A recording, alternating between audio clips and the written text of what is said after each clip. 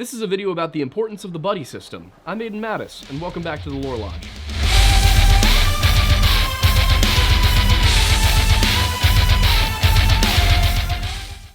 On August 20th, 2004, the conditions at Cuberant Lake up in the Yintah-Wasatch National Forest, I hope I pronounced that right. If I didn't, but conditions were likely similar to Salt Lake City, if a tad bit colder. Up at 10,000 feet, it's probably going to be about 20 degrees colder than down at 4,000 feet where Salt Lake City sits. This is an important bit of knowledge because up in the Yintah-Wasatch National Forest at Cuberant Lake, a Boy Scout troop was camping. Troop 694 from just south of Provo, Utah, was up doing an unofficial, non-BSA sanctioned camping trip. The idea here was to get the kids out one last time before school started, get some good bonding time in, time with dad, all that, and then head back down to start the year. According to the Salt Lake City Tribune, the hike to get from the actual trailhead to the Cuberant Basin, where Cuberant Lake, as well as a number of smaller ones sit, takes about an hour to an hour and a half for an experienced hiker moving at a steady pace. So, once you leave Lofty Lake Trailhead and head about 2 miles northwest, you find yourself at a basin of lakes.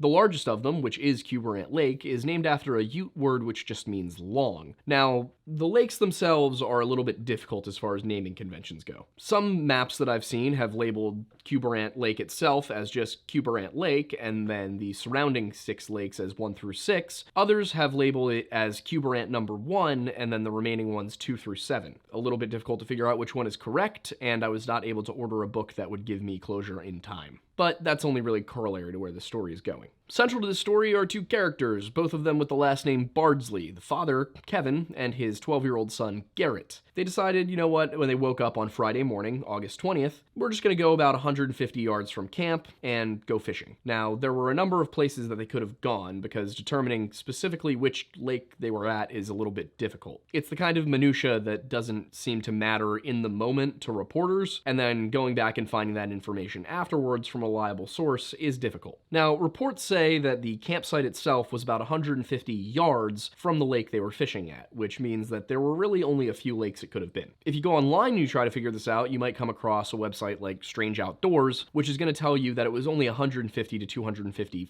feet, but that just seems to be a misunderstanding on their part. There's no way that the camp was that close because Garrett never would have been out of sight. Furthermore, some of these websites that talk about missing 411 cases will say that there was a road just a quarter mile away, and that's also not true. So I felt it was important to correct those common misconceptions regarding this case, that the camp was definitely more like 150 to 200 yards, and there is not a road anywhere near this campsite. What I can glean from articles like those in the Daily Herald is that whatever lake they were at, it was not the main large Cuberant Lake itself. It was one of the surrounding smaller lakes in the basin. Now, I know I just kind of called Strange Outdoors unreliable, and I'm guessing that they got this little piece of information from the Missing 411 books by David Paulides, but they suggest that it was Cuberant number 4, which is the westernmost of the smaller lakes directly south of Cuberant. In any case, while fishing, Garrett got his shoes and socks wet. And at first, his dad asked, do you want to go and take those off and change and come back? But Garrett just wanted to keep fishing. But after a little while, decided,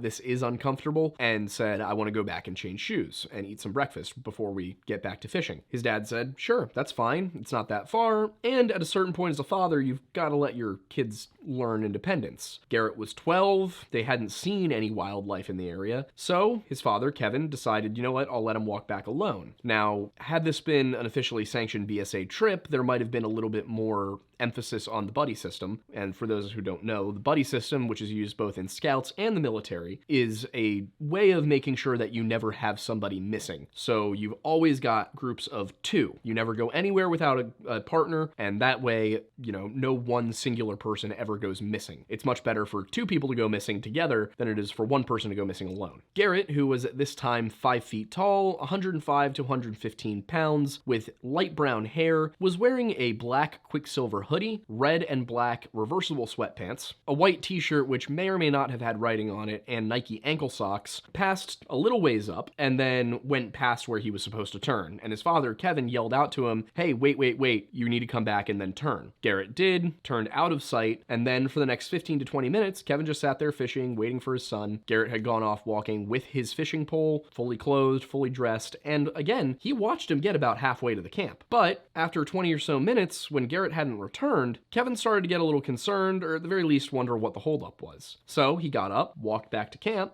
and discovered that Garrett had never made it back. Kevin was pretty immediately concerned about this, because where could Garrett have gone? He was almost back. There really shouldn't have been any way for him to go missing. So he and some of the adults, as well as some of the older scout leaders like patrol leaders, started to go off looking for Garrett, whereas the rest of the scouts just kind of hung around playing and, doing their thing. On the trip, there were a total of 18 Boy Scouts and 6 or 7 adults. When the search began, everybody was in pretty high spirits. They figured Garrett can't be more than a quarter mile to a half a mile away. He probably just took the wrong trail and is a little confused and disoriented. One of his best friends, Alex Trotter, said, "We thought he'd yell or hear us and come towards the sound." Now, Alex was actually the son of Scoutmaster Wally Trotter, who was not able to make the trip because he had work on Friday morning. So at first, this search was primarily the patrol leaders and the adults, but eventually the patrol leaders got the younger boys involved and actually did so in a rather aggressive way, as you might expect a 15 or 16-year-old to do. Gary Hansen, for example, who was one of those patrol leaders, went to the younger boys and said,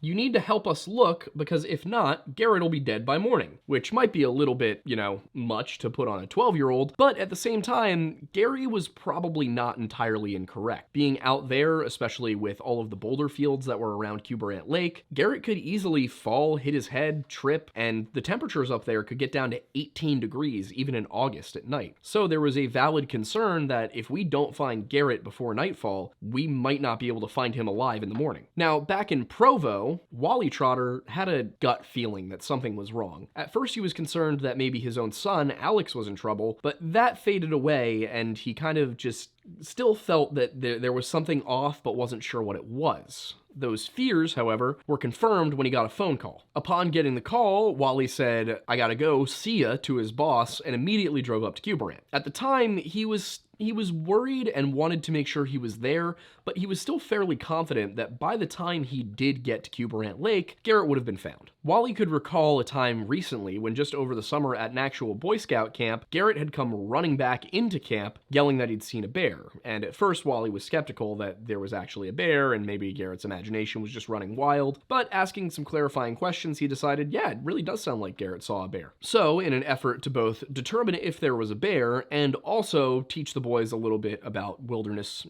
responsibility, Wally gathered him up and said, "All right, let's go look and see if we can find this bear." Before they even got to the tree line, Wally yelled out, "Look, there it is," and the boys immediately scattered. There, of course, had been no bear where Wally pointed, but he made his point about how, if you think you saw a bear, you shouldn't just run away. That said, his concern was not really with Garrett drowning or falling or anything like that. He was worried that, maybe what happened was Garrett was on the trail back, thought he saw a bear or a mountain lion, and then zipped off, thinking he was heading back towards camp, but in reality, getting himself lost. If you're a kid and you think you just saw a bear or a mountain lion, you think you're being chased by it, then you could pretty easily run a quarter, half, even a whole mile before realizing that you've gone the wrong way and your adrenaline is wearing off. And then you're lost. And that's a valid thing to be concerned about for Wally, because the Uintah-Wasatch National Forest is in fact home to mountain lions, black bears, and coyotes. Now, while some Boy Scouts might seem like the types to be very, very at home in the wilderness, Kevin described his son as being very innocent, without any hardness of the world. So, it seems like Garrett probably would not have handled seeing a black bear all that well. The boys helped search for most of the day, and then at night, Kevin, Wally, and the other adults spent basically the entirety of Friday night trying to keep warm and lighting bonfires, hopefully to attract Garrett back to the campsite. If he was out there alone and cold and he saw smoke and fire,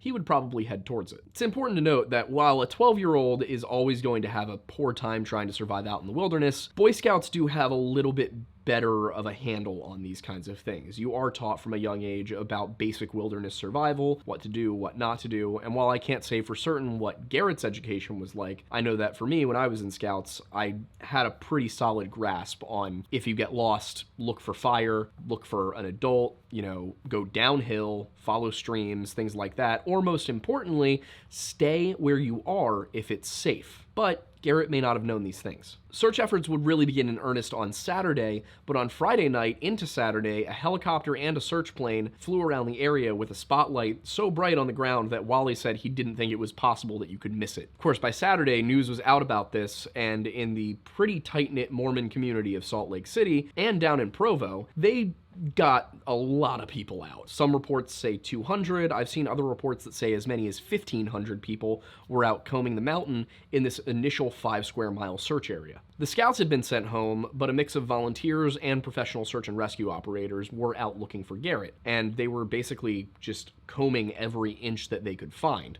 They had dogs out, they had planes out, they were really in full force trying to find this boy. And eventually, even the FBI would get called in. But there was a pretty negative thing that happened on Saturday. It rained. While the morning may have started out clear and warm and attracted volunteers, the rain, while it didn't really drive volunteers away, did pose a problem for Garrett, because if he was out there, unless he had found a way to wander inside of a cave, he was now wet, and with temperatures dropping below freezing at night, he probably would not survive the entirety of the night if his clothes were still wet. Now, by Sunday, desperation began to set in. This is when they brought the dogs in to help search, and people began to realize, all right, well, Garrett's reaching the edge of survivability here. The kid was only 110 pounds, and he was young. There was not much of a chance that he was going to have the wherewithal, the know-how, or even the resources to stay alive. The human body can only survive without water for about 3 days before you start to see debilitating side effects. On top of that, Garrett had no tent, he had no sleeping gear, and he had no food, which meant that Garrett really didn't have any way to keep himself going if he did end up in a bad situation. In an interview given later, Wally recalled the guilt he felt watching James and Cameron, Garrett's 2 older brothers, pack all of his stuff into a bag, knowing there was really nothing he could do to help. And then, as if things could not get worse, on Sunday afternoon, it snowed. Snowfall dropped Garrett's survivability chances to essentially 0. There really was no way that he was going to survive out there. He was either going to freeze to death or dehydrate. By this point, Garrett's mother had joined the search,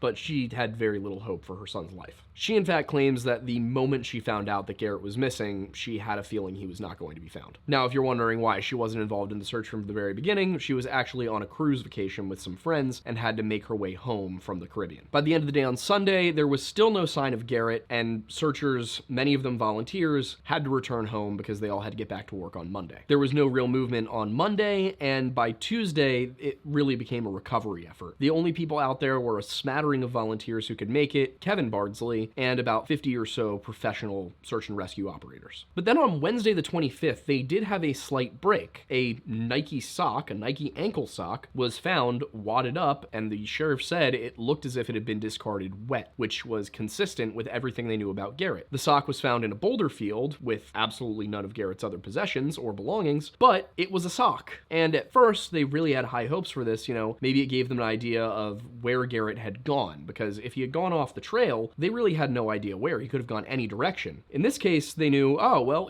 maybe he went the direction that the sock was in, at least at one point, and that gave them a place to look. But unfortunately, when this information was released, a searcher, a volunteer, called in to let the sheriff know that he had actually taken off a sock and to change his socks when he was searching, and when he got home, he realized he was missing one, which meant that it could have been his sock as well. Garrett's mother was, of course, certain that this was one of Garrett's socks. It's hard to really know. As far as police were concerned, nobody could really positively identify this sock. Dogs were brought in yet again after the discovery of the sock on Thursday, probably to use the sock, but since they couldn't tell whose sock it was, they were kind of back to square one. And for the second time during this entire episode, the dogs couldn't find anything. They did not get a scent. And some people might look at this and say, well, it rained and it snowed. These kinds of dogs, while they can't pick up quite the exact scent trail they could if nothing had happened, even after rain and snow, dogs can pick up a more dispersed trail. So they could get a general sense of where he was going, even if they weren't going to be able to lead the sheriff's department, the search and rescue people, directly to Garrett. They would still give you an idea. But oddly enough, and this is one of the reasons this is a missing 411 case, the dogs didn't get a scent. The second weekend, there was a resurgence. As many as 1,000 searchers came out looking. By Sunday the 29th, however, the official search wound down because there had been no sign of Garrett, and they couldn't keep dedicating resources to it. And the saddest part is that they were pretty much positive that Garrett could not still feasibly be alive. It was essentially impossible unless he had somehow gotten off the mountain. And if he had gotten off the mountain, that opened up a whole new set of very bad possibilities. Kevin, of course, not willing to let his son be forgotten, continued the search, and about 50 volunteers who were dedicated to finding Garrett did stick around with him. Feeling that it was unlikely Garrett had gotten that far outside of the original search area, they split it up into 500-meter quadrants and just walked back in groups of, I believe, 8, just back and forth across these entire sectors, combing every single inch of ground.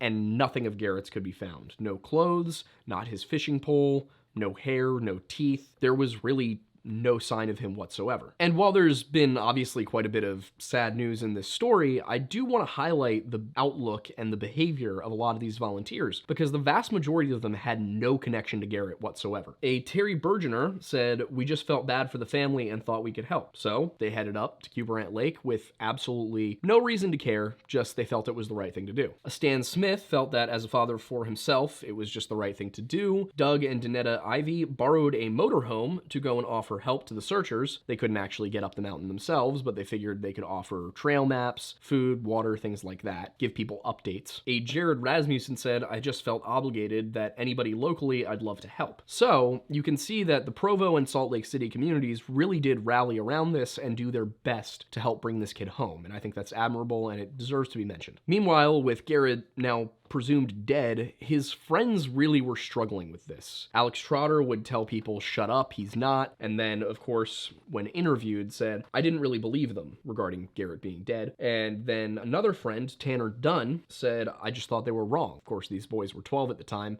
They had that hope and optimism that their friend would still be found. And they carried that with them, because a year later, another Boy Scout, a Brennan Hawkins, went missing in the same general area, and all that this troop wanted to do while they were off on another trip, all they wanted to do was go and look for Brennan, because while they couldn't find Garrett, maybe they could bring Brennan home. And Kevin did the same thing. The sheriff asked if he wanted to come out and help search, and same day, he went for it. It was the week his daughter got married, and he went for it. He was out there searching and helping because this impacted him so much. Brennan actually would be found, and this entire experience would drive Kevin Bardsley to start the Garrett Bardsley Foundation, which offers resources, helps coordinate searches, and other such ventures in the case of missing Boy Scouts. But unfortunately, from 2004 on, there's been very little movement regarding Garrett Bardsley. In 2009, America's Most Wanted, a TV program that we've actually mentioned before in the Boy in the Box video, received a tip from somebody who claimed they thought they had seen Garrett at a grocery store in Nevada. So this tip was forwarded along to the Summit County Sheriff's Office on August 3rd, 2009, and they sent an investigator up to review the tapes. But by this point, Garrett would have been 17, and they just could not, they said it was very unlikely this boy was Garrett. And to this day, nothing's been found. No physical remains, none of his clothes, not even his fishing pole, which the fishing pole one, I will admit,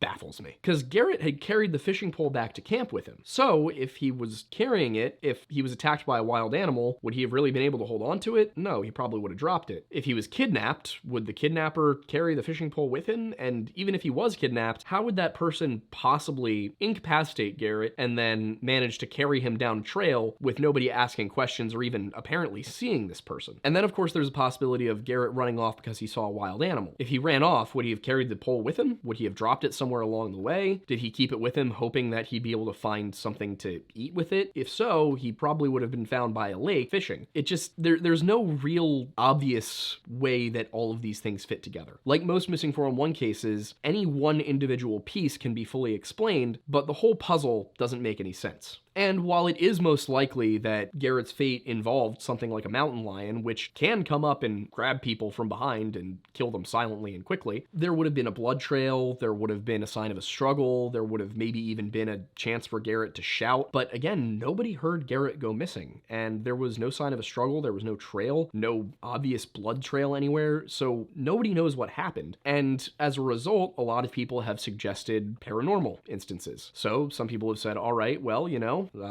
there's a lot of boulder fields. Many cultures around the world view boulder fields, underground tunnel systems, and whatnot, that kind of thing, as being a portal to another dimension. For example, the Celts and the Seed. They believed that you could step into the other world by going through certain underground portals in between rocks. Others still have suggested that maybe this was the work of some sort of paranormal entity or witchcraft, such as a skinwalker. We are in Utah, and we are only about 63 miles away from Skinwalker Ranch, in an area that has been known to some as the Path of the Skinwalker. Now, this comes from a legend about the Navajo Ute Wars of the late 1800s, wherein the Ute were winning and selling off Navajo people to be slaves, and, back and forth. And the Navajo, not wanting the Ute to possess the land, placed a curse on it and made this the Path of the Skinwalker. Of course, the Utah Basin is where this all occurs, which is southeast of the area we're talking about. But can you really just come out and make the claim that a skinwalker took Garrett? I mean, you can, but I don't see how it's well supported in this case.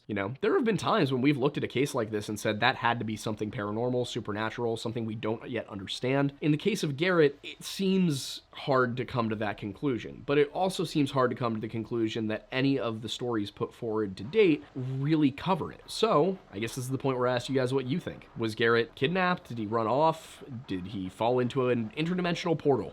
Let me know what you think in the comments. I'm curious to see. And if you want to support what we do here at the Lore Lodge, you can subscribe to us on Patreon for just $1 a month. You can get our coffee from Tableau Roasting Company. The link is in the description. Called Mount Pocono Perk. I designed the roast profile myself. It is delicious. It is fantastic. Highly recommend. You can also support us by buying our merch at thelorelodge.shop. We have a lot of hoodies, sweatshirts, tank tops, lots of fun stuff over there. I encourage you to check it out. And if you want to pity the gourd, that's the best place to do it. And if you like this show, but you want to catch this show live in a slightly different format with, us cracking jokes about each other's hair, that's something you can do here on YouTube. It's called the Lore Lodge Official Podcast. It goes live Sunday at 7 p.m. Eastern every week, unless we say it's not. And you can catch the recordings of those podcasts anywhere you get your podcasts. That could be Apple, Spotify, Google, Amazon, or here on YouTube. Once again, I'm Aiden Mattis, and thanks for stopping by the Lore Lodge.